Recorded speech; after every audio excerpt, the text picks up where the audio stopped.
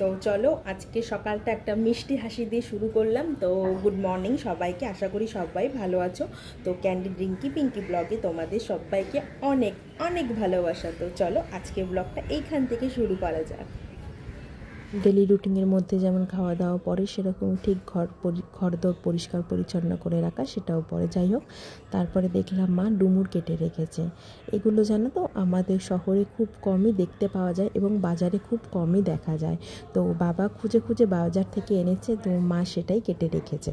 তো আরও কিছু সবজি এনেছে, তার মধ্যে দেখি যে মাছ এনেছে। তো সকালবেলা এরকম জ্যান্ত মাছ দেখতে কার না ভাল লাগে। তো মা ভালো করে কেটে ধুয়ে পরিষ্কার করে নিচ্ছে। এখন দেখবে সকালবেলাটা কেমন একটা ঠান্ডা ঠান্ডা লাগে। তো তারপরে আমি চলে গেছিলাম ওষুধ কেনার জন্য।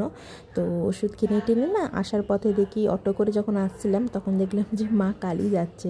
সামনেই তো পুজো, আর অনেক জায়গায় মায়ের প্যান্ডেল তৈরিও হয়ে গেছে। কদিন পরে আমাদের শুরু হবে আলোর উৎসব।